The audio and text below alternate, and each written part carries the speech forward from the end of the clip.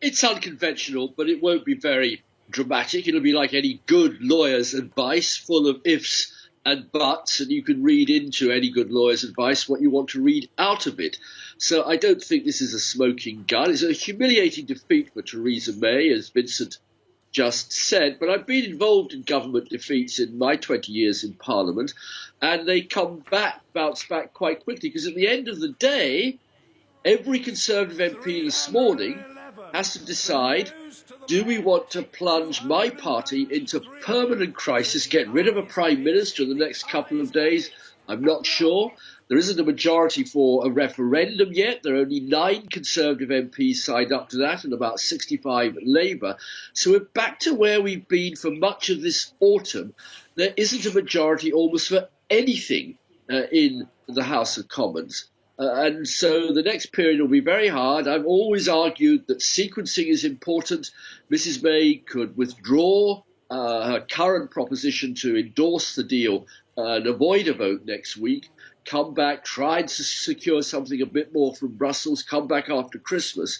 And the crisis goes on. And wonderful as a parliamentarian or ex-parliamentarian was to see last night, I wouldn't actually say that's the end of Mrs May and that's the end of Brexit. Well, I want to pick up on what you said Theresa May could do there. I mean, as Minister for Europe, you've had experience of negotiating with Brussels. Do you think it could be a tactic for Theresa May, if she does lose next Tuesday's vote in Parliament, to go back to the EU and force some concessions out of them because Brussels wants to get this deal through as much as she does? Well, it doesn't, because don't forget, both the Conservative Party as a majority and the Labour Party are opposed to freedom of movement.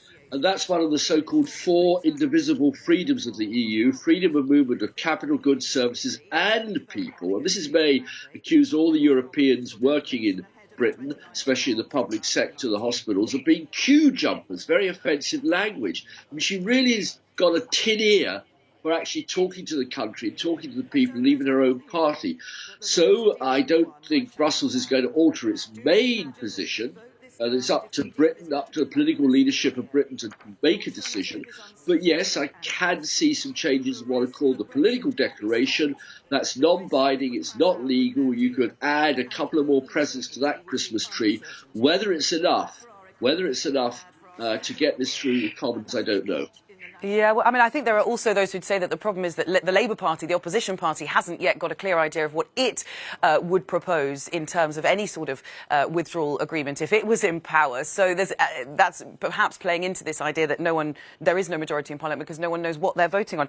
I'd also like to talk about those in Parliament who would like to see the Brexit process stall indefinitely.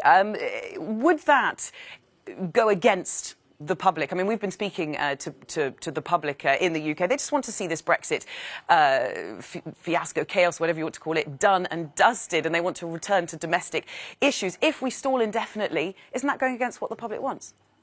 It can't stall indefinitely. The deadline's there. It's an absolute legal obligation. It's like agreeing to be divorced. You've signed all the arrangements. Although you've written a book that says that in the end the UK will not leave the EU. Is that by stalling or by another referendum? How does that happen?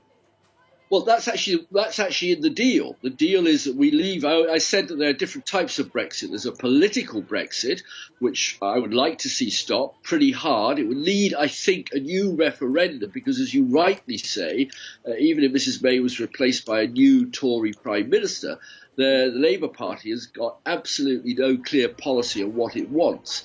So, but I've always argued that economically, I just don't believe Britain, as a sort of moderate, pragmatic country, is going to commit economic suicide. You're just showing a picture of Nigel Farage up there. He just resigned from UKIP yesterday because UKIP's moved incredibly far to the right. They've hired a guy who's got criminal convictions, a racist, and well known for that.